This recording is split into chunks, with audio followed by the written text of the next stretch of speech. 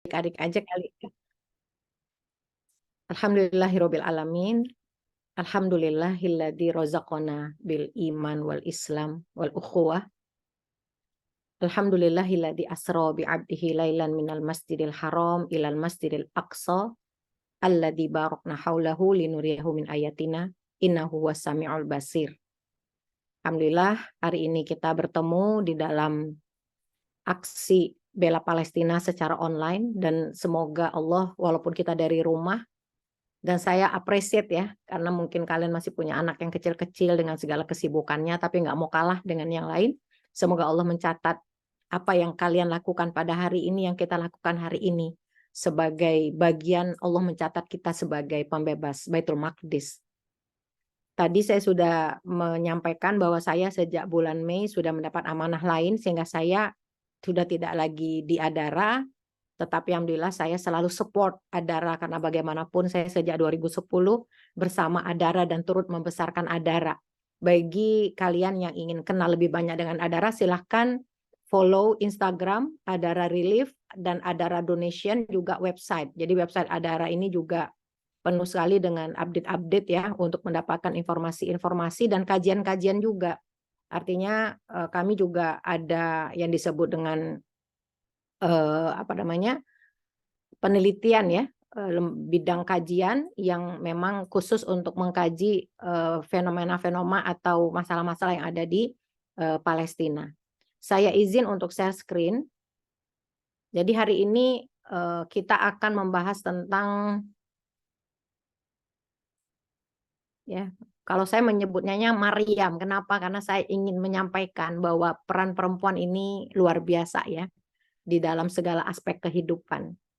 Kenapa? Karena kita lihat di dalam Al-Quran itu tidak ada satu orang pun yang secara jelas disebut Allah memiliki dinazarkan oleh ibunya untuk menjadi pembebas Baitul Maqdis. Karena memang Allah tahu bahwa ke depan ini Masjidil Aqsa ini akan menjadi pusat strugglingnya umat Islam, pusat ribatnya umat Islam, sehingga ada seorang perempuan, bukan laki-laki tapi perempuan yang bernama Maryam, ibunda dari Nabi Isa alaihissalam di dalam surat Ali Imran ayat 35. Wa idh qalat imra'atu Imrana rabbi inni nadartu laka ma fi batni muharraran fataqabbal minni innaka antas samiul alim. Ya Tuhanku, aku nazarkan anak yang di dalam perutku ini muharraron, karena waktu itu Bunda Maryam sedang hamil. Muharraron itu istilahnya jelas banget, itu membebaskan, bukan beribadah. Kalau di dalam terjemahan bahasa Quran Indonesia itu sebagai orang yang taat beribadah, tapi ulama Palestina mengatakan ini bahasa muharraron ini bahasa pembebas ya. Tapi kalau kita berdoa Allahumma hariral masjidil aqsa, ya Allah bebaskan Masjidil Aqsa. Nah ini saya sengaja mengganti judulnya dengan Maryam karena saya setiap kali ketemu dengan para ulama-ulama Palestina itu kalau melihat perempuan dia bilang antuna kulu kunna Maryam. Kalian semua adalah Maryam katanya. Kalian semua adalah wanita-wanita yang pembebas Masjidil Aqsa. Ini sedikit kita bicara sedikit bahwa ini adalah Palestina di antara benua Eropa, Asia dan Afrika, dan ini adalah Indonesia. Jaraknya 8.445 km. Kalau kita melakukan perjalanan dengan pesawat itu 11 jam. Sama kayak ke Turki, sama kayak ke Jeddah, ke Madinah, ya sama 11 jam. Tapi bedanya apa?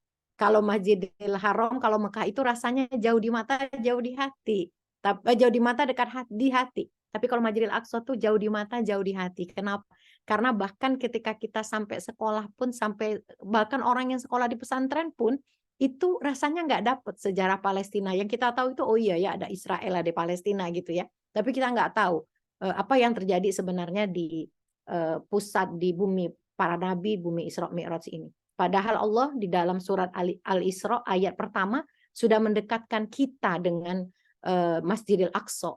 Tidak ada satu ayat pun di dalam Al-Quran selain ayat ini yang menggandeng nama dua masjid istimewa, yaitu Masjidil Haram dan Masjidil Aqsa. Subhanalladzi asra bi'abdihi lailan minal masjidil harami ilal masjidil aqsa. Segala puji bagi Allah, Maha Suci Allah yang telah memperjalankan hambanya dari Masjidil Haram ke Masjidil Aqsa pada malam hari. Lalu dari Masjidil Aqsa dimi'rajkan ke Sidratul Muntaha. Ya, satu pertanyaan yang sering saya ajukan kepada audiens, kenapa Allah itu mentransitkan dulu Nabi untuk dimi'rajkan itu ke Masjidil Aqsa? Mungkin sekali bagi Allah untuk langsung memi'rajkan Rasulullah dari Masjidil Haram langsung ke Sidratul Muntaha. Karena Allah ingin titik ini, Masjidil Aqsa ini, selalu menjadi pusat perhatian umat Islam, ya. Masjidil Haram, Masjidil Aqsa, dan tidak ada satu ayat lagi di dalam Al-Quran yang menyebut dua nama masjid bergandengan kecuali di ayat ini. Bahkan Masjid Nabawi pun tidak disebut oleh Allah Subhanahu wa taala. Dan kita sudah tahu Masjidil Aqsa ini adalah semua yang ada di dalam garis merah ini. Bukan hanya yang kuning ini namanya Qubatus Sohro, bukan hanya ini namanya Masjid Al-Qibli, tapi semuanya adalah Masjidil Aqsa yang luas komplek masjid ini adalah 14,4 hektar persegi. Ya, nah inilah pusat ribatnya umat Islam, kiblat perjuangannya umat Islam. Jadi kiblat umat Islam itu ada kiblat ibadah di Masjidil Haram, tapi ada kiblat perjuangan di Masjidil Aqsa. Nah inilah tantangan bagi kita untuk terus berjuang dengan apa yang kita punya agar Masjidil Aqsa ini bebas dan kembali menjadi milik umat Islam. Saya tidak panjang-panjang di sini karena bukan tema kita, ya. Dan kalau kita bicara tentang Masjidil Aqsa, maka ada istilah juga Baitul Maqdis. Masjidil Aqsa itu adalah nama yang langsung diberikan Allah Subhanahu wa taala di dalam surat Al-Isra ayat pertama, dan Baitul Maqdis adalah nama Masjid Al-Aqsa yang disebut oleh Rasulullah Shallallahu alaihi wasallam di dalam ayat-ayat terkait Isra dan di dalam hadis-hadis terkait Isra dan Mi'raj. Sebagai muslim, kita lihat di sini ya, Masya Allah ya, ada komunitas lembaran Quran, komunitas one day one lembar gitu ya. Bagaimana Al-Quran dan Allah Subhanahu wa taala dan Rasulullah SAW telah berpesan tentang keutamaan Baitul Maqdis di dalam Al-Quran, di dalam hadis Rasulullah Shallallahu alaihi wasallam. Ketika berbicara tentang Baitul Maqdis di dalam Al-Quran, walaupun namanya tidak jelas, tidak spesifik menyebut Palestina, tetapi lebih kepada Bumi Syams ya. Bumi Syams itu, jantungnya Bumi Syams itu adalah Palestina. Ya, karena dulu Bumi Syams itu sebelum dipecah-pecah, dicacah-cacah oleh para kolonialis, dia menjadi satu antara Palestina, Yordania, Syria, dan Lebanon. Tapi semua ulama sepakat yang disebut Bumi Syams ini jantungnya yang paling penting adalah Palestina, yang di dalamnya ada Masjid Al-Aqsa. Ketika Allah menyebut Baitul Maqdis, menceritakan tentang keberkahan, kemudian bertema yang lain adalah kesucian, tema yang lain adalah sumpahnya Allah dalam surat At-Tin. Kemudian Allah juga bercerita tentang bahwa Masjidil Aqsa dan Palestina ini adalah warisan untuk hamba-hamba yang solih.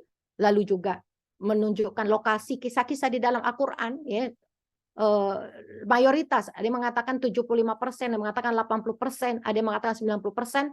Kisah-kisah dalam Al-Quran itu berlokasi di Palestina. Kemudian perubahan arah kiblat yang kita tahu awalnya kita tidak menghadap ke Masjidil Haram, tidak menghadap ke Masjidil Haram, tapi ke Masjidil Aqsa. Ya. Kemudian saya juga tidak akan bahas karena ini merupakan materi tersendiri untuk kita bahas peristiwa Isra Mi'raj yang kita tahu, dan kemudian kerusakan-kerusakan yang dilakukan Yahudi terhadap Baitul Maqdis. Setidaknya ada 11 ayat, bukan cuma sekedar surat Al-Isra ayat pertama yang sudah kita ketahui. Ya. Oke.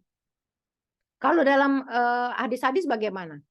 Banyak sekali ayat-ayat yang misalnya mengenai keutamaan tempat, keutamaan penduduknya, ya. Kemudian perintah dan kewajiban terkait Baitul Maqdis, ini semua bisa kita akses banyak sekali di internet dan sebagainya. Tapi untuk mengingatkan itu minimal 3 yang kita tahu. Pertama, kedua, ketiga. Masjidil Aqsa adalah kiblat pertama umat Islam. Ya, yang kedua, dia adalah masjid kedua yang dibangun. Kata seorang sahabat bertanya, Rasulullah, ayul masjid wudiyal awal fil ardi. Ya, nanti anak kita mungkin nanya juga, Mama, masjid pertama apa yang dibangun? Jawabannya adalah Masjidil Haram. Tsumma lalu apa? Masjidil Aqsa. Wa kam bainahuma, berapa jarak di antaranya? Arba'una sanah, 40 tahun. Maka para ulama sepakat yang membangun Masjidil Haram dan Masjidil Aqsa itu adalah orangnya sama, yaitu Nabi Adam alaihissalam, bukan Nabi Ibrahim ya. Nabi Ibrahim itu dia yarfa'ul qawaida minal bait, meninggikan fondasi Baitullah. Tapi taksisnya ini dilakukan oleh Nabi Adam alaihissalam juga Masjid Al-Aqsa. Pertama, kiblat pertama umat Islam. kedua masjid kedua yang dibangun, ketiga adalah tempat ketiga yang paling diperintahkan dan disarankan kita untuk datang ke sana. La tusyaddu rihal illa ila thalathati masajid.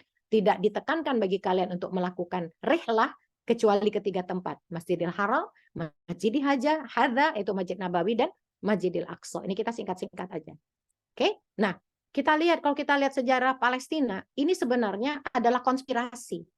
Ya, mulai dari konspirasi kaum Yahudi ya untuk memiliki Jews only state, dan mereka kemudian menggunakan segala cara untuk bisa menguasai kerjasama dengan para negara-negara Barat, Inggris, Perancis ya, untuk menguasai Palestina. Lalu kemudian diserahkannya Palestina kepada Zionis oleh Sir Arthur Balfour tahun 1917. Kemudian dibagi-bagi, dicacah-cacah dengan UN resolution, dengan UN partition plan. Lalu Inggris keluar dari Palestina, menyerahkan Palestina kepada Zionis. Lalu perang-perang antara negara-negara Arab dengan Israel dan sekutu-sekutunya, terjadinya peristiwa Nakba, terjadinya Naksa, hatta sampai hari ini pun ya, sampai hari ini pun ini karena para musuh-musuh Islam bersekongkol saling bantu. Makanya Allah Subhanahu wa taala menyebutkan di dalam surat Al-Anfal ayat 73, Bismillahirrahmanirrahim, waladina kafaru ba'duhum awliya'u ba'd. Dan orang-orang kafir itu sebagian menjadi penolong bagi sebagian yang lain.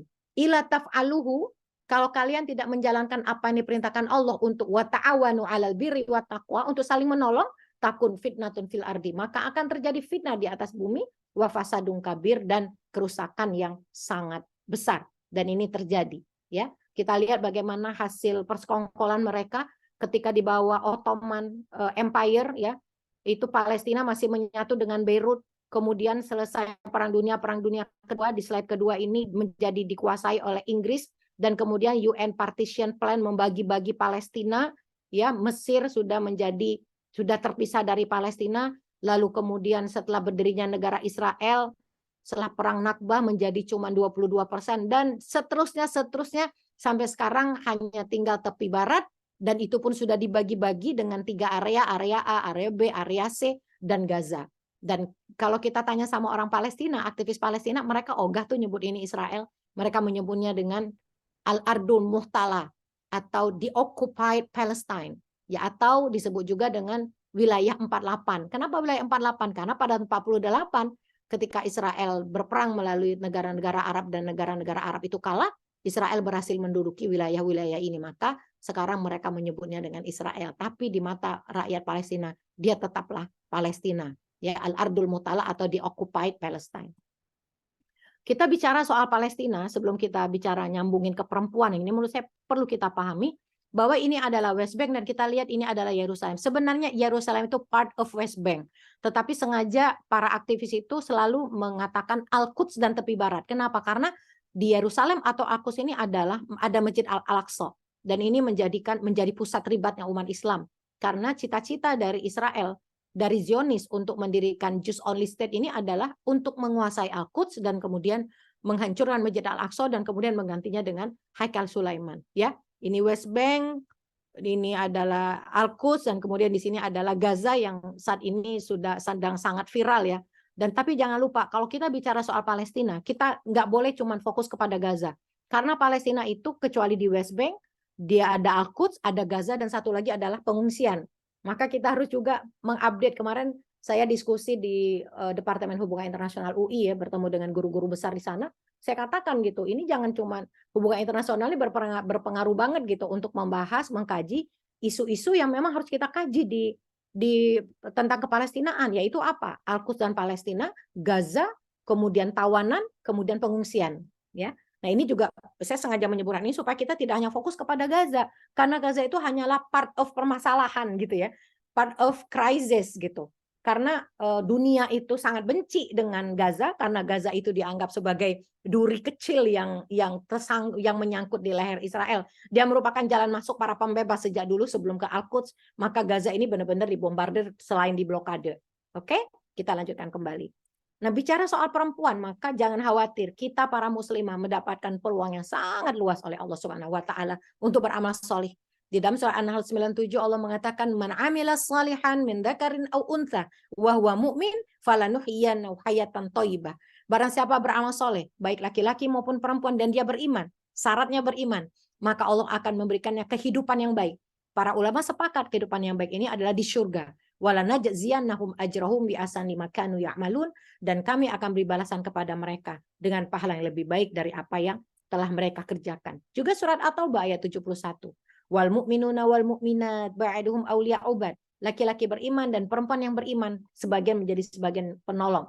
Ya, apa yang mereka lakukan? Beramar ma'ruf nahi mungkar, kemudian menegakkan sholat, menunaikan zakat, mentaati Allah dan Rasulnya. Mereka itulah yang mendapatkan rahmat oleh Allah. Sungguhnya Allah Maha Kuasa lagi Maha Bijaksana. Ya, jadi kalau buat Islam itu laki-laki dan perempuan itu dia partner, ya. Dia itu adalah partner, dia bukan saingan. Beda sama feminis, laki-laki itu dianggap saingan perempuan. Kalau kita adalah partner dalam berbuat kebaikan, maka di Palestina juga kita lihat ya, perempuan itu menjadi partner laki-laki. Ketika laki-laki ditangkap, ketika laki-laki tidak boleh masuk Masjidil Aqsa, perempuan-perempuan yang masuk dan ribat di sana.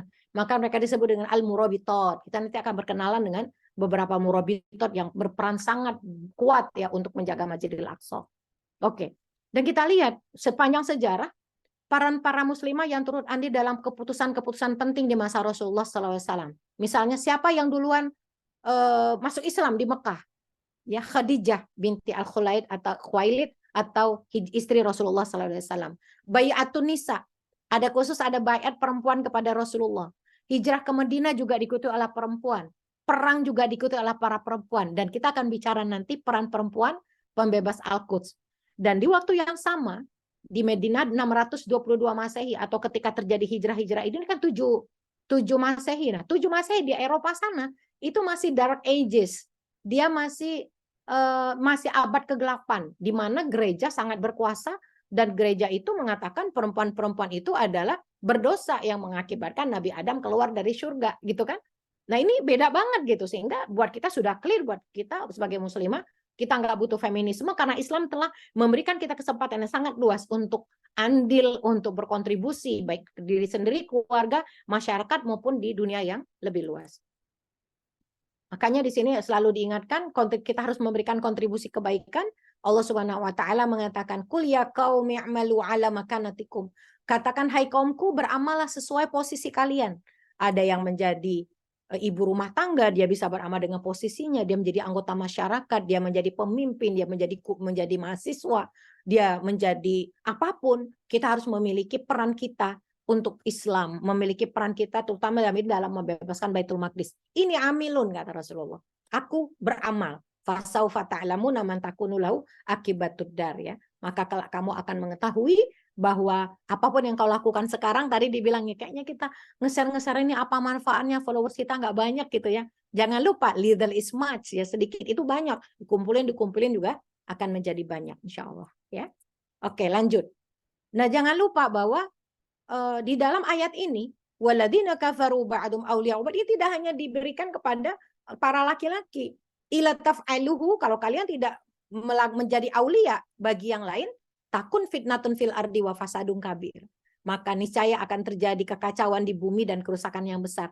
Kalau kalian tidak saling membantu, kalau kalian tidak saling melindungi, maka yang terjadi sekarang. Maka kalau ditanya, bagaimana kenapa krisis Palestina ini bisa terjadi? Penyebab utamanya adalah karena umat terpecah, karena umat tidak peduli. Bahkan kita tahu tahun 67 itu adalah titik di mana Al-Aqsa berhasil dikuasai 100% oleh Israel. Dan pada tahun 69 itu Masjid Al-Aqsa dibakar. Kita nggak tahu, kita nggak nyampe beritanya. Oh, saya belum lahir Umi. Yes, tapi itu tidak tercatat di dalam sejarah. Kita nggak tahu, kok kita nggak belajar, kok kita nggak ketemu sama ulama-ulama Palestina gitu. Ya, maka Golda Meir mengatakan waktu itu Perdana Menteri Israel, saya menduga saya bangun tidur itu ada perang nih, umat Islam tuh memerangi kami. Ternyata umat Islam semua sedang tidur. Ya, nah ini jangan sampai kita tidur dan kita tidak bisa membayangkan, ya Allah kita bisa melihat genosida di handphone kita pada saat ini. Saya tadi pagi ngelihat ada satu tubuh laki-laki Palestina, saya nggak tahu udah hidup atau masih hidup atau sudah wafat atau sudah syahid, dilindas ya oleh tanknya Israel gitu. Biadab luar biasa ya. Oke, nah ini bagaimana menyusutnya peta Palestina dan sekarang 22%, 15% ini ini adalah cita-cita dari Donald Trump dengan deal of century, ya. Maka ini kita harapkan ini tidak akan pernah terjadi. Sampai sekarang insya Allah masih 22%. Apa yang terjadi di Palestina? Kita jawab di Palestina itu, ini adalah pesan dari Miko Peled. Miko Peled itu adalah seorang laki-laki, kayaknya seumuran sama saya, sekitar 55-56. Dia itu anak dari seorang jenderal yang termasuk yang merekayasa atau merencanakan penyerangan kota Al-Quds pada tahun 48. Ayahnya Miko Peled. Lalu kemudian dia mempelajari Palestina dan dia melihat bagaimana tentara Israel benar-benar memperlakukan rakyat Palestina. Akhirnya dia sekarang menjadi aktivis pro Palestina, tapi dia tetap Yahudi, still Jews ya. Dan dia bilang, kalian nih waktu lagi ngobrol, kalian sebagai orang Muslim itu kalau lagi bela Palestina jangan pakai ayat terus, dia bilang. Ayat itu buat kalian aja. Tapi sampaikan bahwa terjadi itu 3, genocide, ethnic cleansing, dan apartheid. Ya, nanti. Dan saya juga akan bicara banyak di sini karena kita bukan bicara soal ini ya. Maka ini ada bab-babnya. Nah, oke lanjut.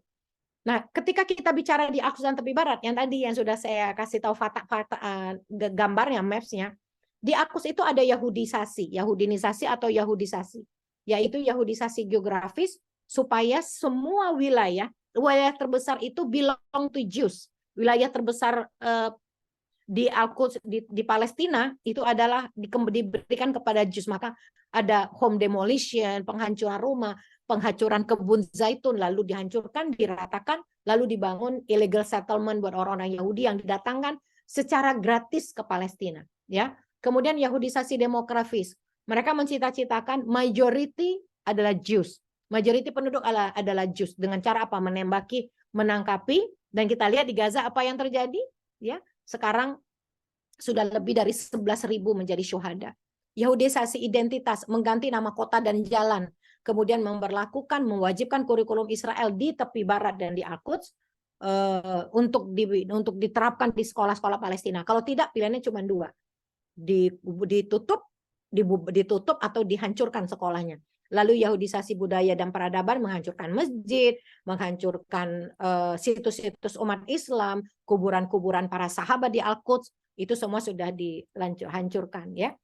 Nah, untuk kejahatan ini termasuk ethnic cleansing ini juga sayang sangat terasa itu kepada perempuan-perempuan Palestina. Jadi kalau Al-Quds di tepi barat, perempuan Palestina itu ditembak, digeledah, mengalami kekerasan seksual, ditangkap di jalan, ya, diperiksa, dicek di pemeriksaan militer, atau diculik di rumahnya di malam hari dan ditutup matanya dan diborgol tanpa pendampingan. Istilahnya yang terkenal ini strip searching sama ill treatment. Jadi digeledah, ditelanjangi, kemudian fotonya disebar di tentara-tentara, lalu disiksa di pusat integrasi di ill treatment ini, mengalami pelecehan seksual, tidak beri makan minum, dilarang tidur, mendapat kata-kata kasar, tidak boleh dikunjungi oleh keluarga dan kerabat. Kalau di Gaza bagaimana? Karena banyak sekali syuhada, maka perempuan-perempuan Gaza ini menjadi penopang hidup. Karena mereka mengalami kesulitan blokade 17 tahun ya, bukan 14 tahun, sampai 17 tahun sejak tahun 2007 mengalami kemiskinan, kesehatan dan akses yang tertutup ya. Karenanya kita melihat bahwa perempuan-perempuan Palestina adalah perempuan yang kuat. Jadi kita lihat pada tahun 48 mereka sekarang berarti sudah banyak yang sudah wafat ya. Pada tahun 67 ketika Al-Aqsa itu dikuasai, mereka setidaknya sudah seumur saya. Jadi mereka itu hidup di dalam penjajahan. Dan mereka tahu bahwa mereka harus melakukan sesuatu untuk bisa membebaskan negaranya. Dan yang pasti banyak sekali perempuan-perempuan Palestina yang terpisah dari suami, baik mati atau hidup, dan dari anggota keluarga. Dan para laki-laki yang ditawan di Al-Quds dan di tepi barat itu ada istilahnya hukum mu'abbad ya. Kalau satu laki-laki Palestina ya dituduh dengan membunuh satu tentara Israel, maka dia akan mendapatkan hukum mu'abbad. Hukum mu'abbad ini lebih jahat lagi daripada hukum seumur hidup, life sentence ya. Beda lagi kenapa? Karena satu mu'abbad itu 99 tahun. Jadi kalau 2 tentara, 2 kali 99 tahun. Bayangkan ya. Dan inilah yang membuat wanita-wanita Palestina itu menjadi kuat karena dia terpisah dari keluarga, dari suami, dari melihat anaknya ditangkap, melihat suaminya ditangkap, melihat suaminya ditembak dan seterusnya. Nah, ini kita lihat bagaimana perempuan di Al-Quds ya, di assault ya, di mengalami dibully oleh tentara-tentara Israel.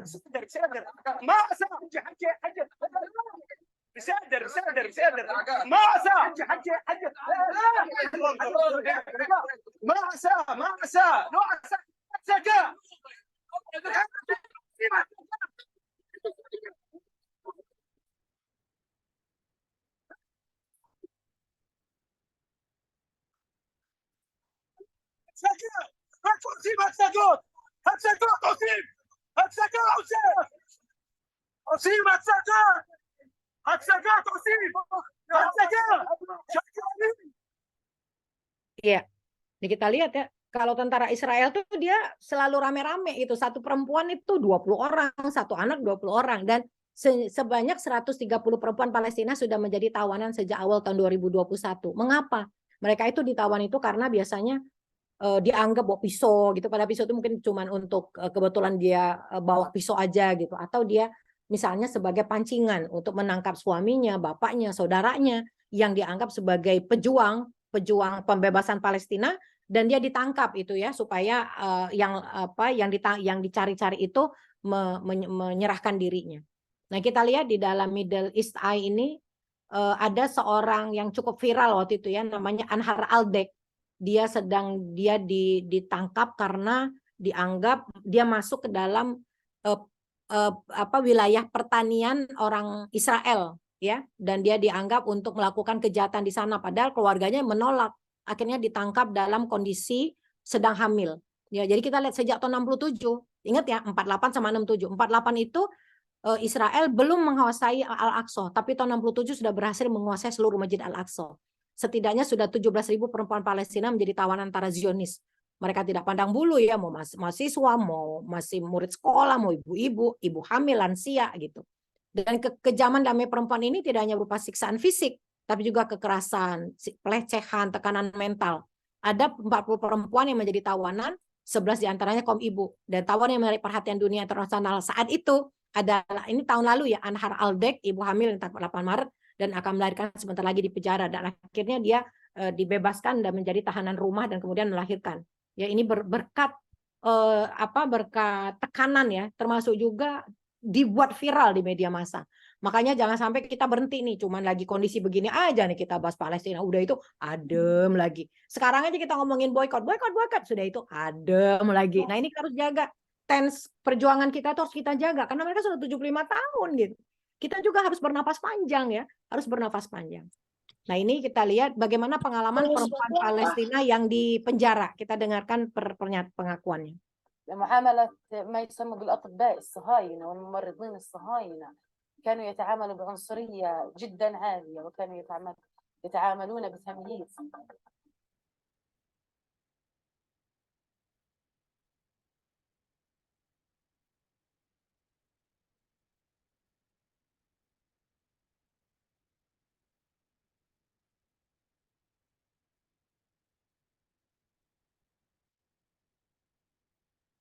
تعرضت أيضا للإصابة بعدة طلقات نارية، وعلى وجه التحديد 6 طلقات نارية. تعرضت للضرب المبرح من قبل المستوطنين، من قبل جيش الاحتلال، من قبل المجندات أيضا، مما أفقدني الوعي وأنا ملقى على الأرض.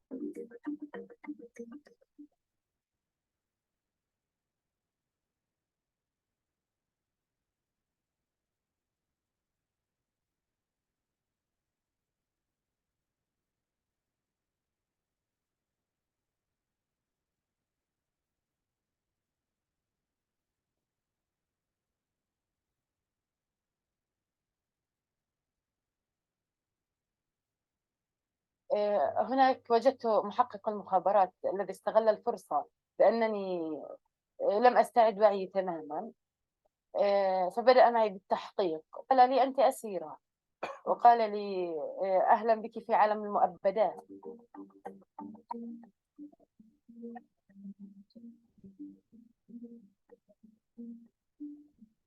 أسيرات يردن الحرية، الحرية أصبحت حلم بالنسبة للأسيرات. Ya, Kita akan ketemu dengan kisah Isra Jabis. Mungkin berapa dari kalian sudah pernah mendengar ya, Isra Jabis adalah seorang wanita, ibu usia 33 tahun, yang pada tahun 2015 itu dia di daerah tepi barat, bawa keluar mobil, bawa tabung gas, mau ganti gas gitu kira-kira, ditembak mobilnya oleh tentara dan meledak, terkena luka bakar 60%. Sehingga kita lihat tangannya sudah puntung 8 jari ya, dan kemudian beruntung tadi yang tawanan sebelumnya ini dia diobatin dulu nih. Kalau Isra Jabis nggak diobatin, langsung dipenjara, tidak diberikan pengobatan medis sekalipun. Bahkan sejak 2015 itu baru tahun ini ya, awal-awal tahun ini tuh diberi kesempatan untuk bertemu dengan anak laki-laki sulungnya.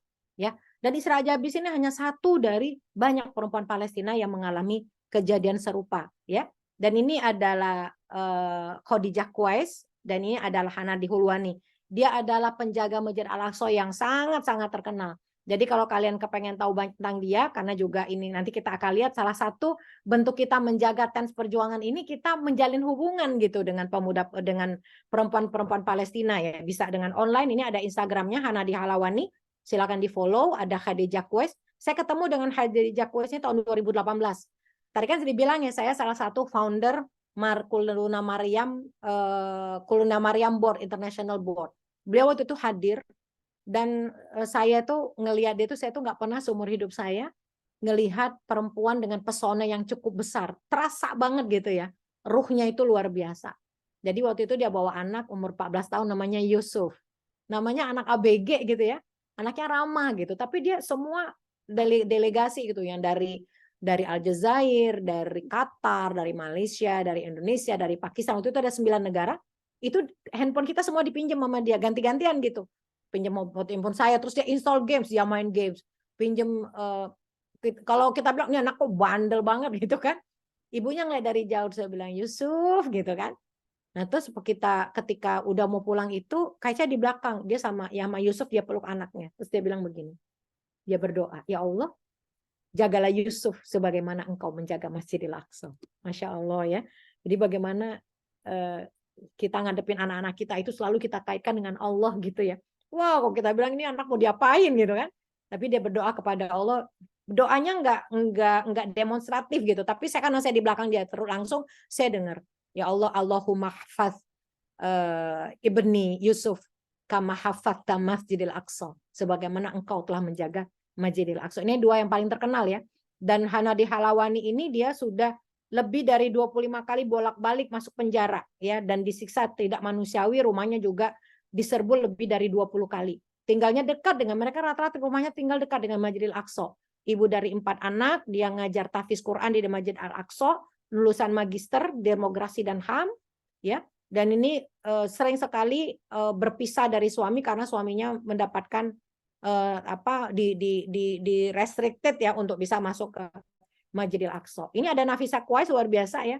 Beliau umurnya sudah sangat tua dan dia mengatakan setiap hari saya ke Masjidil Aqsa.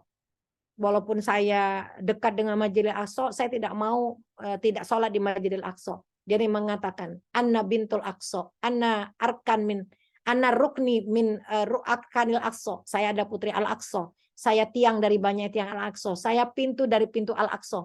Saya dijauhkan dari Al-Aqsa, saya akan tetap di sini sampai hari kiamat. Sebagai penjaga Masjid Al-Aqsa harus tetap kuat dan kokoh. Maka dia mengatakan kepada kita, Al-Aqsa menangis memanggil kalian karena Al-Aqsa saat ini sedang ditawan. Ya Rob, jadi memang luar biasa ya perjuangan perempuan-perempuan Palestina. Ini dia Nafisa Qais ketika ditangkap beberapa bulan yang lalu bersama Khadijah Qais, kemudian bersama Hanadi Hulwani dan juga Aida namanya Aida Khudori kalau nggak salah ya. Ini juga merupakan murabito yang sangat terkenal. Nah ini Aida Asadawi ya, tinggal dekat pintu Al-Hadid. Dia mengatakan penjagaan ribat ini adalah dengan Al-Quran gitu. Menjaga Masjid Al-Aqsa itu adalah dengan Al-Quran. Maka ini kembali kepada kita ya. Bagaimana kita lihat di Gaza itu, anak-anak di Gaza ya, mereka diamputasi, nggak pakai obat bius ya. Mereka dijahit lukanya nggak pakai obat bius. Tapi caranya mereka dengan membaca Al-Quran ya.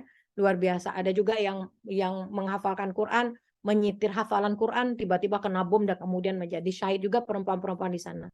Kalau kita memiliki Al-Quran sebagai amunisi ribat, nggak ada yang perlu dikhawatirkan dan ditakutkan sekeras apapun cobaan dan derita yang kami alami. Bagiku cukup ketika aku wafat, amalanku tidak terputus karena Allah mencatatku sebagai penjaga Al-Aqsa-nya hingga hari kiamat. Ya, ini usianya 59 tahun. Tapi kalau sudah di Al-Aqsa umur saya 20 tahun gitu. Ya, katanya. Maka saya minta kepada Allah agar memanjakan umur saya sebagai murabbitoh di halaman Masjid Al-Aqsa, usianya 59 tahun. Nah, ini bagaimana ketika dia ditangkap oleh tentara, ya. Ada juga Muna Al-Qurd, ini cukup terkenal ya. Ini saya ambil dari websitenya, ada dari live.com. Teman-teman boleh main ke sana ya. Dia lihat ketika ada orang-orang Yahudi dari Amerika, Zionis Amerika bernama Yakob itu merebut rumahnya. Jadi di tepi barat itu rumah nggak boleh ditinggalin. Kalau rumah kosong, itu pulang nggak ada lagi rumahnya, udah dipenuhi oleh Zionis illegal settler yang datang dari luar Palestina. Ya, dikasih gratis kepada mereka. Ngapain kamu, ini bukan rumah kamu, ya udah jangan ambil ya. Lalu pemukim itu bilang, kata Muna, kamu mencuri rumahku. Kata Yakub, kalau bukan aku yang mencurinya, orang lain yang akan mencurinya. Dan ini terjadi ya ketika peristiwa Sejaro, kita lihat banyak sekali rumah-rumah di Sejaro itu, ada ratusan rumah yang ingin dihancurkan dan diambil, dan ini merupakan dilawan ya oleh warga di sana, dan inilah yang mengakibatkan waktu itu konflik yang cukup ramai waktu itu ya di sekitar Al-Quds dan Yerusalem. Nah, ini kita dengar Aida Al-Hudawi, luar biasa, beliau mengatakan pesan ini bukan untuk penjajah tapi untuk wanita-wanita Palestina, tetaplah melahirkan pahlawan-pahlawan yang bertahan untuk tanah suci. Ya, ini terjemahannya nggak saya masukkan sebagai subtitle, tapi bisa kita saksikan bersama-sama ya. Bismillahirrahmanirrahim. لا بوجه رسالة لمستوطن ولا بوجه رسالة ليهودي، أنا بوجه رسالة لكل أمهاتنا الفلسطينيات، استمرن بأن تلدن أبطالا لحماة لهذه المقدسات وهذه الأرض، لشبابنا فخورين بكم، نرفعكم تاجا فوق الرؤوس، لبناتنا لشاباتنا، لهذا النهر المتدفق من كل مكان في الضفة الغربية وغزة، بكل مكان في الشتات. اليوم يهتف فلسطين لنا والقدس لنا، هي تحيتي، هي اعتزازي. نحن اليوم نخوض عدة معارك في القدس، معركة في الشيخ جراح، معركة في ساحات المسجد الأقصى، معركة في ميادين البطولة والفداء، في ساحة التحرير هنا وفي شوارع القدس، في أحيائها، في أزقتها، في سلوان، في العيسوية، في الطور، في كل مكان. ولكنها كالعادة القدس سيرحلون ونبقى. Nah, tolong perhatikan kalimat terakhir. Sayarhaluna wa nabqa. They will live, will stay. Mereka penjajah itu yang akan pergi, kami tetap di sini. Jadi mereka belajar dari peristiwa Nakbah ketika mereka mengungsi, akhirnya Palestina dimiliki oleh Israel. Maka saya kemarin ketika melihat banyak sekali gelombang eksodus ya dari utara Gaza ke selatan itu, ini saya tanya kepada beberapa brother kita, dia bilang mereka tidak akan pernah meninggalkan Gaza. Karena apa? Sayarhaluna wa nabqa. Mereka penjajah itu akan pergi, kami akan tetap tinggal. Ya. Dan ini juga ada seorang ibu yang anaknya syahid di tepi barat. Kita lihat bagaimana dia mengatakan anaknya syahid, bukannya nangis, malah justru mengatakan ini adalah kabar gembira. Darah syuhada ini menjadi bahan bakar bagi peperangan. Kami tidak akan pernah rugi kalau anak kami syahid. Ya, kita dengarin. Alhamdulillah Rabbil Alamin, Alhamdulillah Rabbil Alamin. الذي استطاع منا الشهداء وسنعطي حتى يرضى عنا الله. لو كل أولادي يذهبوا في سبيل الله لن أبقى إلا صابرة ومحتسبة وتواصي. Masya Allah ya, dia bilang, ya Allah, seluruh anak saya ambil aja. Wana beko hatta tardo. Kami akan tetap di sini sampai engkau ridho kepada kami. Ambil aja. Anak kami semua ambil aja. Allahumma khudh minna hatta tarda. Allahumma khudh minna hatta tarda. Allahumma khudh minna hatta. Ya Allah, ambil ya Allah sampai engkau ridho. Ambillah anak kami, harta kami sampai kamu ridho.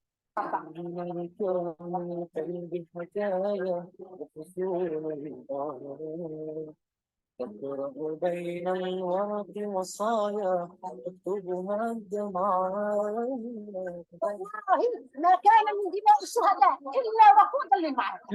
Demi Allah, darah syuhada itu tidaklah menjadi sesuatu kecuali menjadi bahan bakar perjuangan. Masya Allah. لم يكن يوم من الأيام ينزل دم شهيد ويكون رجوعا إلى الوراء بل تقدما إلى الأمام.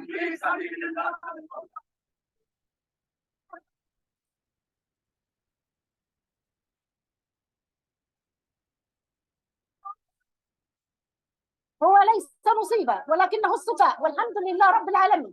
الحمد لله هو بشرى خير أن الله نرجو من الله أن يتقبله. هو شهيد عند الله حي يرزق، Dia bilang ini adalah kabar gembira. Orang yang syahid itu akan didapat rezeki dari Allah Subhanahu wa taala. Ini kabar gembira buat kami. هو ذكر عند الله، ذكر عند الله لنا، وليس هو خسارة، بل ربح البيع الحمد لله، وبإذن الله ربح البيع، ولن يخسر بإذن الله. الله يحفظهم، الله يحماهم، اللهم ثبتهم، اللهم سدد رميهم، اللهم اجعلهم شوكة في حق أعدائهم إن شاء الله، ومن ولى أعدائهم إن شاء الله. اللهم انصرنا وثبتنا يا الله، وسنمضي حتى نصل إلى معركة التحرير ونحرر الأقصى بإذن الله. Alhamdulillah Rabbil Alamin. Dia mendoakan para syuhada ya yang wafat. Dia bilang, kuatkan mereka ya Allah, menangkan mereka. Kami akan terus berjuang hingga dibebaskannya Baitul Maqdis. حتى نصل إلى معركة التحرير ونحرر الأقصى بإذن الله. نتصل الفصل. Subhanallah ya. Bagaimana ibu-ibu para syuhada ya, yang memang kalau kita lihat di Palestina itu khususnya di Gaza itu mereka punya proyek besar yang disebut Al-Mashru' Al-Istishhad, proyek mati syahid. Jadi mati syahid itu jadi proyek besar buat mereka. Kayak kita punya proyek misalnya, oh aku nanti kepengen jadi ini, punya rumah di sini, jalan-jalan ke sini. Mereka proyeknya cuma mati syahid aja gitu. Maka kita jangan heran di Gaza pun kita lihat di video-video, begitu tahu anaknya meninggal, Allahu Akbar, walillahil hamd, Allahu Akbar, alhamdulillah ya Allah, alhamdulillah ala kulli hal gitu-gitu. Ya, Masya Allah, Masya Allah, Masya Allah.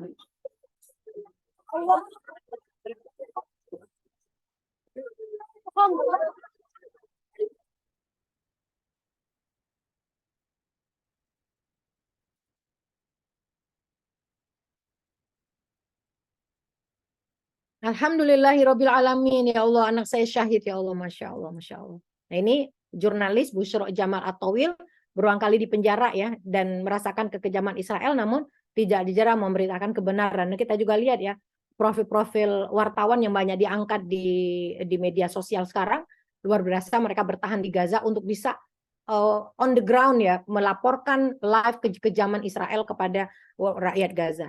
Nah ini yang terbaru, Pak Somaya Jawabra, ibu dengan 3 anak yang sedang hamil 7 bulan, ini diperpanjang masa penawanannya. Ini berita terbaru tanggal 9 November kemarin. Ya, ini juga Razan An-Najjar, umur 21 tahun, dia relawan medis pada Great Return March di perbatasan Gaza, menuntut hak untuk kembali para pengungsi Palestina ke Gaza. Syahid hari Jumat tanggal 1 Juni 2018, sehari itu bekerja 13 jam, merawat 70 pasien dan ditembak saat ingin membantu korban luka. Ini ketua sebelum saya, Ibu Nurjana Hulwani yang sekarang menjadi ketua umum dari KPIPA, itu berkunjung ke rumahnya, ibunya nunjukin jas yang dia pakai waktu syahid, itu nggak dicuci gitu.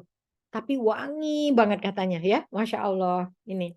Kemudian tadi Isra Jabis udah, juga Jehan Muhammad Husain, ibu dari 3 orang anak, ditangkap di Kalandia Checkpoint ya, setelah ditembak 3 kali, dimasukkan ke dalam penjara tanpa diobati. Juga Malak Muhammad Sulaiman, usianya 17 tahun, dia merupakan tawanan yang terluka setelah ditembak, dipukulin, kemudian masuk penjara selama 10 tahun. Ya. Atau Rina Derbas, seorang ibu usia 36 yang terluka parah membela sang putra yang diculik oleh Israel. Ya. Ini di Gaza ada Imam Abu Sabah, dia yang cacat sejak lahir. Kita tahu 97% air di Gaza itu sudah dikontaminasi langsung sengaja oleh Tel Aviv, sehingga banyak anak-anaknya gagal ginjal dan seterusnya ya. Banyak juga ibu-ibu yang terpaksa melahirkan anak-anak yang cacat. Nah ini saya nggak kuat banget lihat ini, seorang ibu yang baru diamputasi, seorang wanita baru diamputasi, tapi dia ikut di dalam pengungsi dari rumah sakit Ashifa ke selatan ya.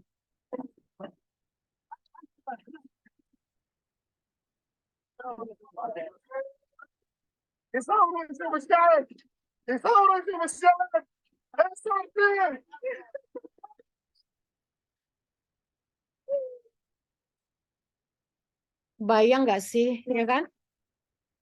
Nah ini jadi apa sih kewajiban kita, kaum wanita Baitul Maqdis ini? Ingat ya, kulluna Maryam, kita semua adalah Maryam. Kewajiban kita pertama, menyiapkan generasi Islam yang soleh dan heroik.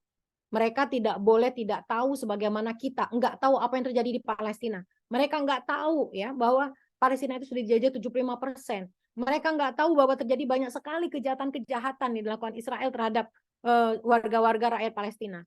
Melakukan aksi boykot, jangan cuma sekarang aja, tapi konsisten sedikit-sedikit. Apa yang bisa kita tinggalin sekarang, ya. Yang nggak bisa pelan-pelan sambil cari alternatifnya. Dan menjelaskan kepada anak-anak kenapa kita harus memboikot.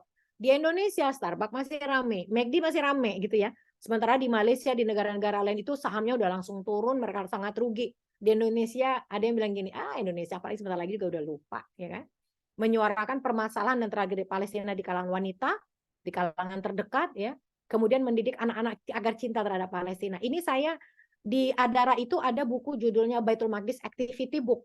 Nanti boleh kontak teman-teman di Adara, harganya 50.000. Ini sangat bagus untuk anak kita yang usia TK, karena ada menyambung, ada menempel, ada menggunting nih. Di situ dijelasin Masjidil Aqsa itu siapa aja yang pernah ada di Masjidil Aqsa, siapa aja yang pernah membebaskan Masjidil Aqsa, kenapa kita harus cinta kepada Masjidil Aqsa, ya. Nanti kontak aja Adara dan menjalin komunikasi dengan komunitas Palestina supaya apa? Supaya kita tertransfer ruh mereka gitu, ruh perjuangan mereka itu tertransfer, ya. Jangan sampai kita follow orang-orang yang memang tidak memberikan kebaikan apa-apa di dalam masalah Palestina ini, lalu kita berjihad dengan harta. Percaya deh gitu ya, apapun yang kita lakukan. Kenapa kita lihat sekarang Israel itu sebenarnya sedang terpuruk sebenarnya. Amerika Serikat sedang terpuruk dan mereka banyak hutang, ya. Dan mereka menggelotorkan uang-uang mereka untuk membayar buzzer, ya, untuk senjata dan sebagainya. Maka kita pun kata Allah, illa taf'aluhu takun fitnatun fil ardi wa fasadun kabir. Kalau kamu tidak melakukannya, maka di muka bumi akan terjadi kerusakan besar, dan ini terjadi. Aktif mengikuti perkembangan berita Palestina dan jihad di media sosial, ya. Ini salah satu hikmah yang kita lihat dengan kondisi begini, Palestina menjadi trend topik. Semua orang membicarakan Palestina. Setelah sempat redup, kalau orang ngomong Palestina dinyinyirin, apa sih ngomongin Palestina? Ini ngapain sih, ya? Tapi Palestina jadi trend topik. Napas kita harus panjang. Kita harus benar-benar bergabung di dalam gerakan jihad di media sosial, ya. Karena ke sana pun kita nggak laku, ngapain kita ke sana gitu kan? Kita lihat apa aja udah nangis gitu, beda banget sama perempuan Palestina. Ikut terjun langsung dalam aksi-aksi solidaritas Palestina, Masya Allah, kemarin Bekasi keren banget ya, rame terus gitu. Kemudian menumbuhkan sikap optimis akan kemenangan kaum muslimin. Ada yang bilang sama saya gini, Ustazah, kalau Gaza hancur, semua hilang, Palestina hilang, gimana Ustazah? Saya bilang, gimana kalau kita tidak mengomong sebaliknya? Bagaimana kalau Palestina merdeka dan kita tidak punya kontribusi? Ya, apakah kita tidak malu kepada Allah, ya? Kemudian menjadi teladan dan contoh kebaikan. Maka kita usahakan kita dalam media-media sosial kita juga kita tidak menyebar hoax, ya. Kita mengikuti channel-channel yang valid dan seterusnya. Ini buku Dr. Raghib Asirjani, ini adalah beliau menulis beberapa kewajiban dokter, kewajiban mahasiswa, kewajiban jurnalis, kewajiban pemuda, kewajiban aktivis, kewajiban lawyer, termasuk kewajiban kaum perempuan. Bagi yang ingin memiliki silakan cari sendiri, ya. Oke, nah ini ada hadis dari Maimunah binti Sa'ad. Karena Maimunah ini adalah orang yang sangat dekat dengan Rasulullah, bahkan ada yang mengatakan beliau ini adalah maulanya, adalah mantan budak Rasulullah SAW. Karena terlalu sering mendengar Rasulullah bercerita tentang Baitul Maqdis atau Al-Aqsa, maka dia berkata, ya Rasulullah aftina bil Baitul Maqdis. Ya Rasulullah berikan aku fatwa tentang Baitul Maqdis. Kata Rasulullah, ardul mahsyar wal mansyar. Dia adalah bumi tempat kalian dikumpulkan dan kalian akan dibangkitkan nanti di hari kiamat. Tidak ada satu lobang pun, satu pintu di hari kiamat nanti kecuali pintu di atas Masjidil Aqsa. Ituhu fasallu fihi. Datangi sholat di sana. Maka dia mengatakan, ara'aita in lam astati antahmilah ilahi. Bagaimana kalau aku nggak bisa ke sana? Kata Rasulullah SAW, fatuhdillahu zaitan yusroju fihi, faman fa'ala dzalika fahuwa kaman atahu. Kirimkan donasi kalian, kirimkan minyak zaitun agar Masjidil Aqsa tetap bersinar dan menjadi pusat perhatian umat Islam. Siapa melakukannya, maka dia sudah tercatat seperti pergi ke sana. Nah, ini kabar terbaru keyakinan dari seorang ibu yang sekarang sedang eksodus dari Gaza Utara ke Gaza Selatan. Jangan khawatir, kalau menurut mereka kami tidak akan pernah meninggalkan Gaza. Kami butuh minum karena no water, no food. Kami cuma minum dari air laut gitu ya. Tapi kita bagaimana ibu ini dengan gagah, dengan optimisnya, dia bicara ke anaknya, kita saksikan bersama-sama. Saya nggak terjemahin, karena pasti pada pinter-pinter bahasa Inggris kan. Oke. 80 عام تهجر مرتين، انت كم عمرك؟ 8 اعوام وتهجرتي مره، هاي 3 مرات ان شاء الله ما بتنعاد، ان شاء الله كلنا نرجع لبلادنا وان شاء الله احنا المنتصرين، الله معنا واحنا اقوياء رغم كل الشهداء والاسرى والجرحى، لن نستسلم ابدا ابدا، لن نستسلم. انا طالعه لكن في شعور في داخلي انه راح ارجع لبلدي ويقيني بالله كبير، ولن نستسلم ابدا ابدا، لن نستسلم رغم كل اللي مرينا فيه من صعاب. Masya Allah. Lan nastaslim abada. Wa yaqini ilallahi kabir. Keyakinanku kepada Allah sangat besar. Lan nastaslim abada. Kita tidak akan pernah menyerah selama-lamanya. Masya Allah. 80 عام تهجر مرتين، انت كم عمرك؟ 8 اعوام وتهجرتي مره، هاي 3 مرات ان شاء الله. Ya, Masya Allah ya. Moga-moga ini menginspirasi kita semua untuk menjaga semangat perjuangan kita, memberikan dukungan terbaik kita buat saudara-saudara kita di Palestina. Nggak angin-anginan, boikot terus pelan-pelan. Kemudian share-share terus, berjuang terus dengan apa yang kita punya. Wallahu musta'an. Jazakumullah. Assalamualaikum warahmatullahi wabarakatuh. Waalaikumsalam warahmatullahi wabarakatuh. Masya Allah. Syukran jazakillah khairan kasiran Umi. Apa ya, Masya Allah, kalau Rindu sendiri kayak ngerasa tercampur aduk ya, kayak rasanya tuh sedih, marah, semangat itu kayak terus aja naik turun gitu. Ya teteh-teteh semua. Kita akan masuk ke sesi tanya jawab. Saya juga mengingatkan untuk tadi ya, salah satu yang bisa kita lakukan adalah harta ya, dengan harta kita gitu. Jadi mangga masih ditunggu juga donasi dari teteh-teteh semua. Nomor rekeningnya mungkin bisa di itu ya, di kopas lagi sama teteh-teteh panitia di chat, room chat gitu. Ada yang sudah menyiapkan pertanyaan, mungkin teteh-teteh ada yang mau open mic, saya kasih kesempatan dulu. Atau kalau belum, saya mau nanya duluan. Boleh, boleh. Iya. Umi, apa ya, kan juga sering ngobrol gitu sama teman-teman gitu, gimana ya, jadi tadi ya ketika bicara perasaan ya, karena perempuan itu kan ya pasti sangat penuh perasaan gitu loh. Jadi ketika ngelihat postingan tentang Palestina gitu, ada yang ngerasa ya tadi marah, sedih, dan itu rasanya campur aduk banget gitu. Dan apa yang namanya ya, sebetulnya apakah mereka juga merasakan sedih itu ya, atau karena ketika tadi lihat itu ya mereka tuh penuh semangat, tapi juga mungkin apa ya, maksudnya kayak apakah mereka juga sedih nggak sih Umi, ketika apa ya, kehilangan keluarganya, itu yang saya mau tanyakan. Terus sama juga mau penasaran juga gitu dengan segala keterbatasan mereka, bagaimana mereka bisa hidup, dalam artian apa ya, hidup normal, mungkin sekedar makan, atau tadi mungkin ada yang sampai kuliah ya Umi. Saya tuh masih rada nggak kebayang gitu gimana mereka bertahan hidup, dan bahkan juga mungkin kalau kita lihat mereka juga apa ya, ibaratnya punya daya apa ya, daya berjuang dalam hal ini membela diri, bertahan gitu. Dan mungkin butuh apa ya, sekedar mungkin apa ya, tadi ya misalnya senjata, mungkin ada nggak sih Umi mereka bertahan gitu dengan senjata gitu. Jadi monggo Umi, mohon pencerahannya. Ya, jadi kalau saya lihat mungkin Rindu ada nyampur-nyampur nanyanya di Gaza sama di tepi barat ya. Ya kalau di tepi barat itu ya memang tingkat kemiskinan sama seperti di Gaza gitu. Tapi di Gaza lebih parah lagi. Kenapa? Karena di tepi barat itu penjajah ingin menunjukkan yang disebut dengan proposal of welfare and peace. Itulah deal of century yang digadang-gadang oleh siapa, Donald Trump. Makanya mereka secara ekonomi tetap aja mereka mengalami kesulitan, tapi tentu tidak seperti di Gaza ya. Bagaimanapun mereka masih bisa sekolah ya, walaupun sekolahnya harus pakai kurikulum Israel. Mereka masih bisa berkunjung ke rumah keluarga walaupun harus lewat. Tapi kalau di Al-Quds itu mereka lebih banyak kepisah-pisah sih, karena ada tembok apartheid itu. Kita nggak ngomongin itu tadi karena waktunya memang sudah tidak cukup. Nah, karena itu saudara-saudara kita, kalau kita bicara Gaza, mereka tuh paling banyak memang hidup itu dari bantuan. Dari bantuan baik dari UNRWA ya, kemudian dari NGO. Makanya kalau kita lihat nih, teman-teman kalau lihat video anak-anak Gaza tuh pada pintar bahasa Inggris kan ya. Karena mereka tuh dari lahir itu ketemunya sama NGO dokter yang dari luar negeri dengan NGO yang nggak bisa bahasa Arab. Akhirnya mereka pintar bahasa Inggris gitu karena mereka memang sering ketemu ya. Senjata. Kalau selain tentara di Gaza nggak ada yang punya senjata, sama kayak kita di sini nggak ada yang punya senjata kecuali tentara. Sebaliknya, kalau di tepi barat, ya, Palestinian Authority atau kita sebut dengan PLO atau Fatah, mereka itu memang mengalami demilitarisasi. Jadi mereka tuh nggak bisa ngapa-ngapain. Sementara penjajah itu memberikan senjata, apalagi sekarang secara cuma-cuma kepada para pemukim ilegal. Jadi anytime mereka butuh tembak aja gitu, just shoot them gitu ya. Ini yang terjadi.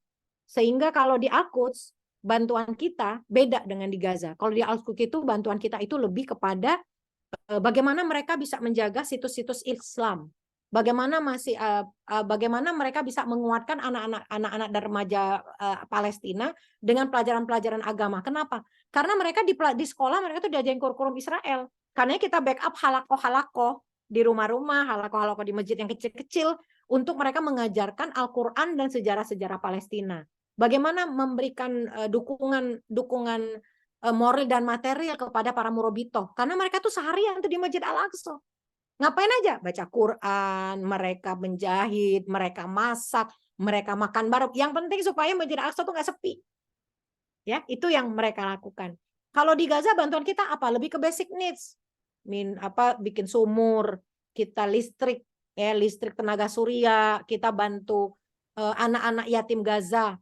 Adara itu punya program dekap yatim Palestina, 1 bulan tuh 700.000. Satu anak 700.000. Itu ada yang sendiri, ada satu donatur ngambil 10 anak, ada yang 20 orang ambil 1 anak, itu nggak ada masalah. Dan kemarin sedihnya itu ada 5 di antara anak yatim yang dikawal kawal Adara sudah menjadi syuhada. Tapi ini program yang sustain yang kita lakukan. Jadi kita juga memberikan beasiswa kepada mahasiswa, nggak cuma di Gaza, juga di tepi barat dan Al-Quds, supaya mereka bisa sekolah tinggi. Jadi orang Gaza tuh bilang, kami nggak mau, kami dijajah, kami terlihat miskin dan bodoh. Makanya orang Gaza itu keluar dari Gaza, mereka belajar gitu ya. Dan mereka belajar tuh macam-macam, belajar nuklir, belajar bagaimana, sehingga sekarang kalau kita lihat tentara-tentara pejuang itu mereka bisa bikin bom sendiri dan lain-lain itu, mereka belajar gitu ya. Nah ini Masya Allah pertanyaan rindu moga-moga bisa terjawab. Oh iya, baik Umi. Berarti memang ada tadi ya, dibagi beberapa wilayah, tadi Umi udah sampaikan ada Gaza dan juga Tepi Al-Quds yang barat, ya, Al-Quds pengungsian, dan betul. itu bisa dibilang beda juga kondisinya di Gaza dan di Beda tepi kondisi, karena di Al-Quds itu kan dijajah, dijajah mereka. Mereka semuanya itu bahkan mereka pun di wilayah yang disebut dengan wilayah di area A gitu ya, di area C itu 60% dikuasai oleh Israel, walaupun mereka orang Palestina, mereka disebutnya warga negara Israel gitu. Makanya itulah yang sangat disarankan untuk bisa masuk ke Al-Aqsa dan meramaikan Al-Aqsa, karena mereka nggak perlu bayar visa. Tapi kalau orang dari luar kayak kita ke sana bayar visa ke Israel gitu. Ya. Nah, kalau di Gaza dia itu kan sudah diblokade sejak 2007. Ya. Sehingga blokade Gaza ini membuat mereka sulit untuk keluar. Kalau udah keluar nggak bisa masuk, kalau udah masuk nggak bisa keluar gitu. Nah, itulah yang terjadi di Gaza. Sehingga fokus bantuan kita di Gaza di Al-Quds itu berbeda. Kalau ditanya yang mana lebih membutuhkan, semua membutuhkan. Ya. Masya Allah ya. Dan Umi sudah cukup paham ya sekarang dan ada gambaran gitu. Masya Allah. Ini udah ada pertanyaan yang masuk. Kita bacakan dulu ya. Dari bentar ya.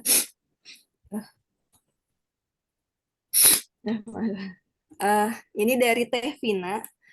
Izin bertanya Ustazah, bagaimana cara mengenalkan perjuangan ini kepada anak-anak? Mangga Umi. Iya. Jadi yang pertama tentu orang itu, jangankan anak-anak kita aja gitu ya. Kita kalau cuma ngelihat sekarang Palestina, kita pasti mikir nih, ngapain sih bantu Palestina gitu kan, di sini juga banyak orang susah. Tapi kalau kita tahu sejarahnya, ya, bahwa mereka dijajah, mereka di sana banyak janda, tapi jandanya beda sama janda di sini. Anak yatimnya juga bukan anak yatim para syuhada. Tentu kita berbeda gitu. Makanya penting bagi kita, pertama kita mulai dulu dari mengenalkan Masjid Al-Aqsa. Berapa pentingnya Masjid Al-Aqsa itu yang mana? Kenapa kita belajar Masjid Al-Aqsa? Sehingga tumbuh kecintaannya dulu gitu. Kalau ditanya, kenapa banyak orang yang dibunuh? Karena orang-orang Palestina itu nggak mau masjidnya dirobohin. Israel mau ngerobohin masjid. Tapi kok di Gaza? Ya soalnya orang Gaza itu berjuang supaya Masjid Al-Aqsa itu tetap ada, tetap tegak. Jadi Gaza juga cukup diserang walaupun dia jaraknya 75 km ya dari Masjid Al-Aqsa. Jadi pertama kita tanamkan kecintaan kita dulu. Jangan sampai anak-anak kita tuh seperti kita.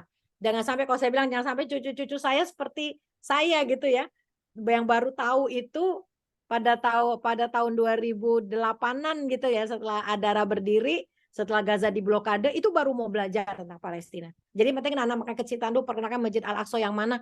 Itu di internet itu banyak, saya tuh lupa nama websitenya ya. Tapi ada website yang dia mengajarkan, mengenalkan Masjid Al-Aqsa itu pakai 4D, ya 4D gitu. Jadi kita bisa ngelihat gitu, seolah-olah kita berada di Masjidil Aqsa, di Masjid Al-Qibli, di Masjid Qubatus Sokhro dan seterusnya. Jadi menurut saya itu yang pertama, dan tentu mengajarkan kondisi sekarang tergantung kepada usia anak ya.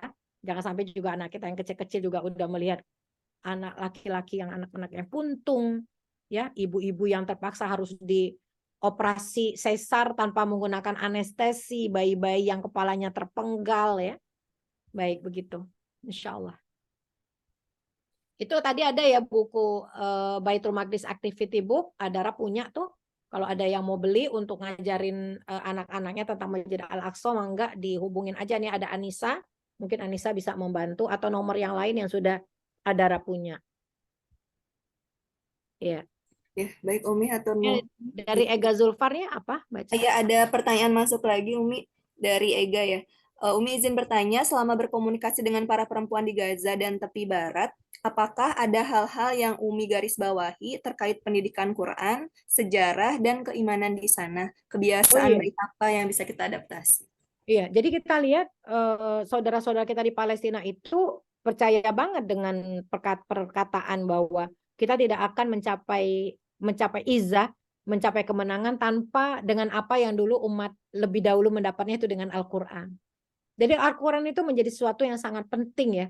Jadi kalau kita lihat mereka itu ketika mereka mendapatkan kesulitan-kesulitan oleh penjajah, ya mereka refernya kepada Al-Quran.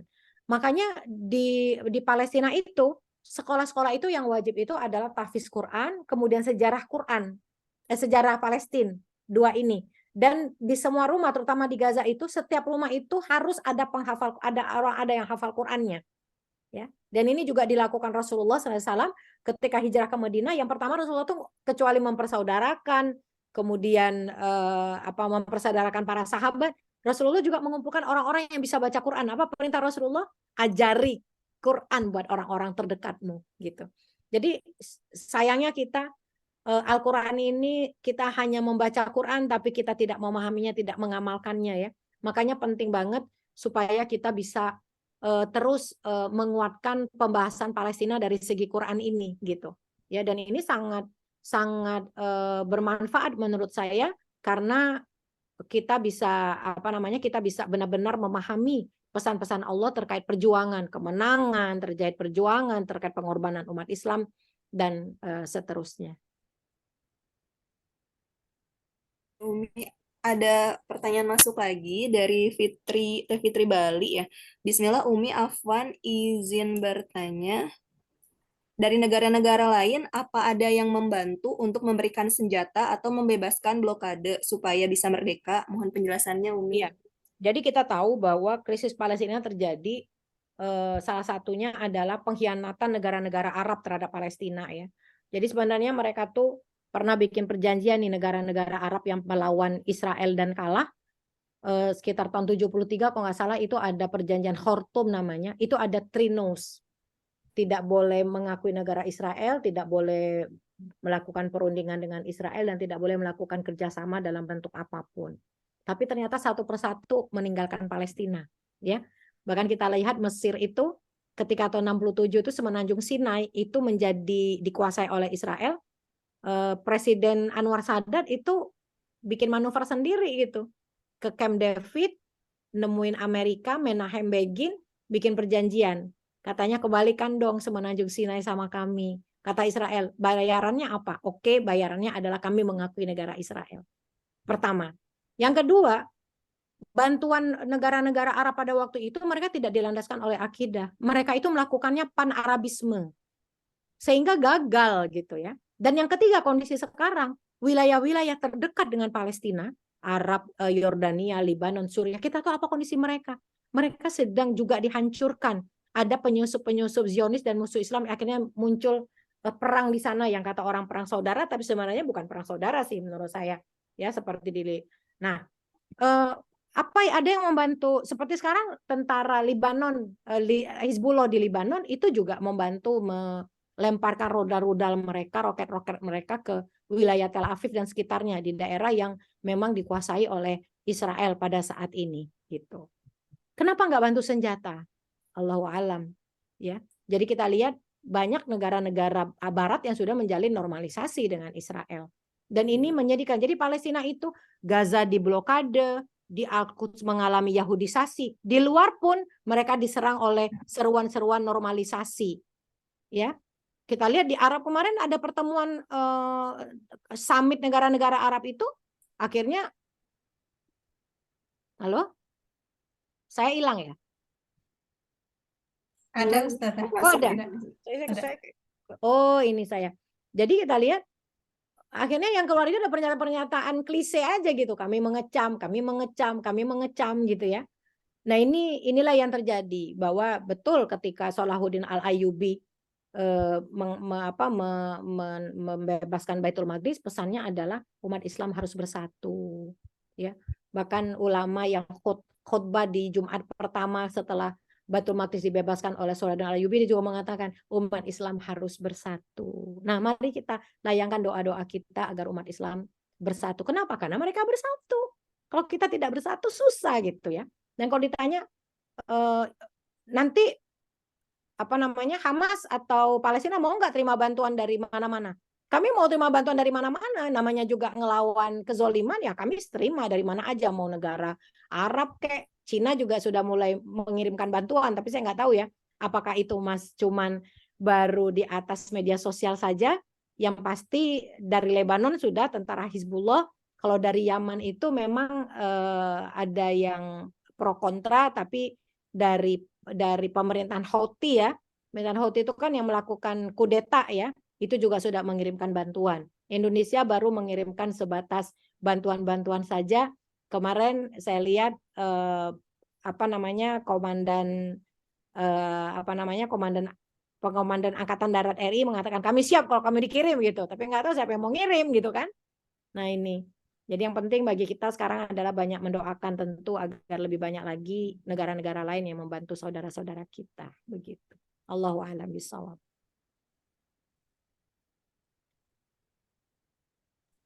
Ya, Masya Allah. Teteh, mungkin ada yang ingin bertanya dengan open mic. Saya kasih kesempatan. Ada nggak teteh? Sudah cukup? Sudah mungkin ya?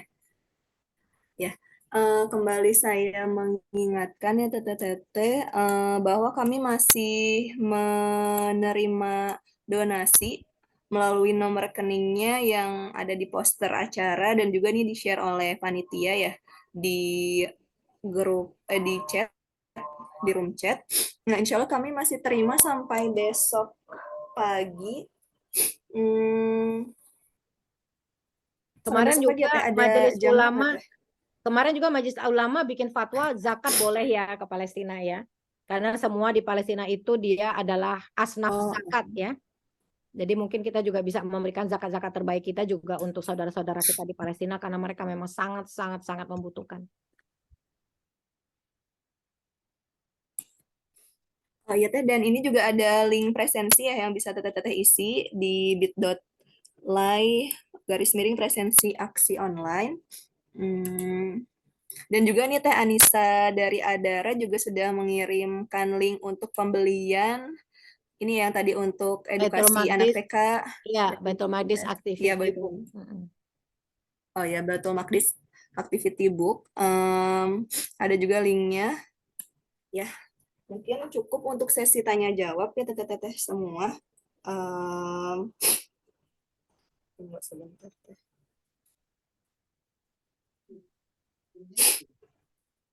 Oh ya, baik.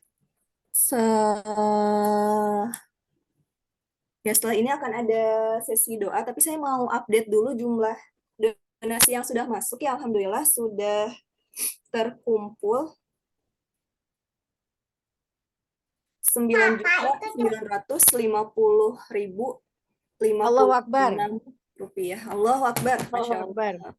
Syukron jazakumullah khairan katsiran teteh-teteh semua. Ya, selanjutnya kita masuk ke sesi doa ya. Kepada Umi Fira dipersilakan untuk memimpin doa.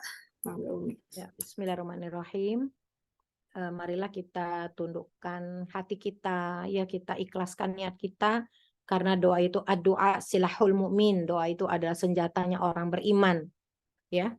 Dan tentu saja ini merupakan upaya paling minim kita terhadap dalam berkontribusi untuk membebaskan Baitul Maqdis. Sebelumnya kita bacakan Al-Fatihah dulu kepada para syuhada yang telah 11.000 orang ya, dan mungkin lebih lagi ditambah dengan di tepi barat. Semoga Allah menerima syahid mereka ya. Sedikit saya tambahkan gitu ya, kalau kita lihat saudara-saudara kita di Gaza yang ditembak, yang dibom gitu kan, yang kakinya puntung dan sebagainya, itu mungkin kebayang betapa sakitnya mereka gitu. Tapi kata Rasulullah, orang yang mati syahid itu tidak merasa sakit kecuali seperti digigit semut, seperti digigit jarum gitu, seperti tusuk jarum gitu ya. Karenanya dalam hadis disebutkan orang-orang yang mati syahid itu mereka minta yarzuk, mereka diberi rezeki oleh Allah, dan mereka bilang sama Allah, ya Allah kembalikan kami ke dunia lalu syahidkan kami. Kembalikan lagi kami ke dunia, syahidkan kami. Kenapa? Karena mati syahid itu nikmat. Ya, makanya kita doakan mereka, Allah menerima syuhada mereka. Hala hadiniyah Al-Fatihah. A'udzubillahi minasyaitonirrajim. Bismillahirrahmanirrahim. Alhamdulillahirabbil alamin arrahmanir rahim maliki yaumiddin. Iyyaka na'budu wa iyyaka nasta'in ihdinas siratal mustaqim siratal ladzina an'amta 'alaihim ghairil maghdubi 'alaihim waladdallin. Amin. Bismillahirrahmanirrahim. Allahumma ya sami'as sirri wan najwa, ya kashifad durri wal balwa, ya man hawaijuna indahu maqdiyan. Allahumma ya musabbibal asbab, ya mujrihas sahab, wa hazimal ahzab, ya mujibad du'a, wa ya qahiral a'da, wa mudillal jubana, ya aziz, ya jabbar.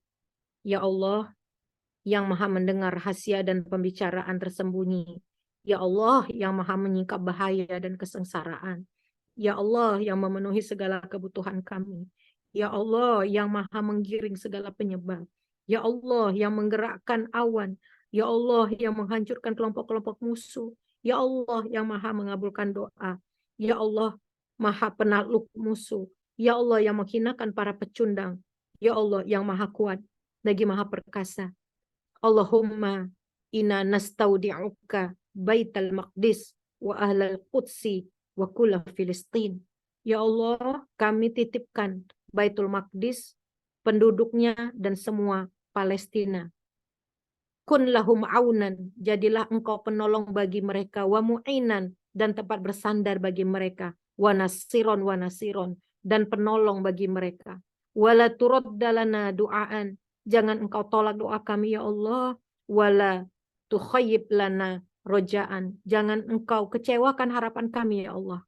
Wa anta arhamur rahimin, dan engkau adalah yang maha pengasih lagi penyayang. Allahumma a'izzal Islam wal muslimin. Ya Allah, berikanlah kemuliaan kepada Islam dan Muslim. Wa a'izzal Filistin, dan berikanlah kemuliaan kepada Palestina.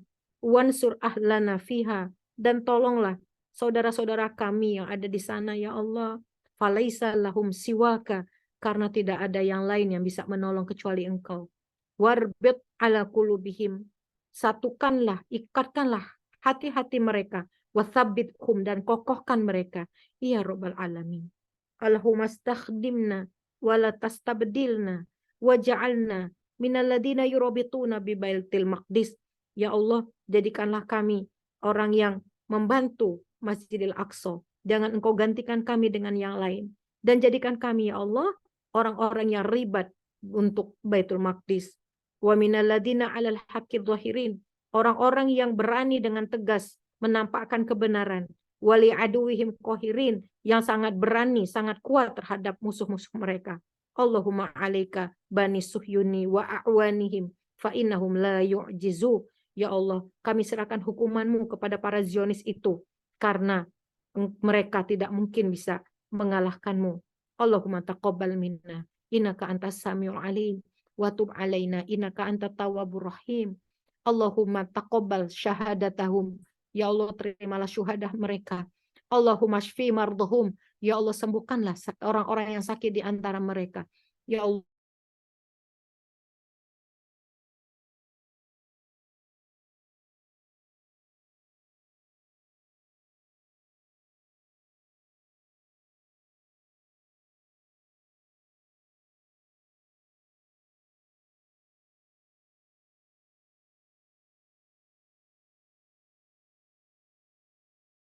Rabbayana sigoro. Amin ya rabbal alamin. Subhana rabbika rabbil izzati amma yasifun wa salamun alal mursalin walhamdulillahi rabbil alamin. Al-haqqu min rabbikum fala takunanna minal mumtarin. Silakan kunjungi Instagram Adara Relief International dan Adara Donation. Mungkin perlu dituliskan di sini Nisa, linknya juga di website kami untuk mendapatkan update-update terkait juga kajian di mana di Instagram itu ada namanya Makdisi, apa namanya ya Nisa ya.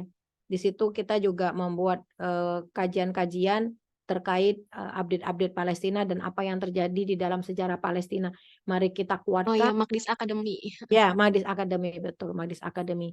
Silakan bergabung dan jadikan itu sebagai peluru kita ya untuk berjuang untuk pembebasan Palestina. Barakallahu fikum jami'an.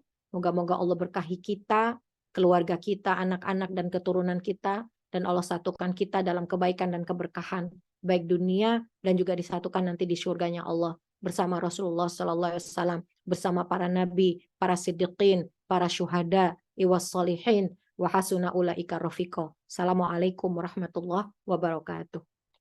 Waalaikumsalam warahmatullahi wabarakatuh.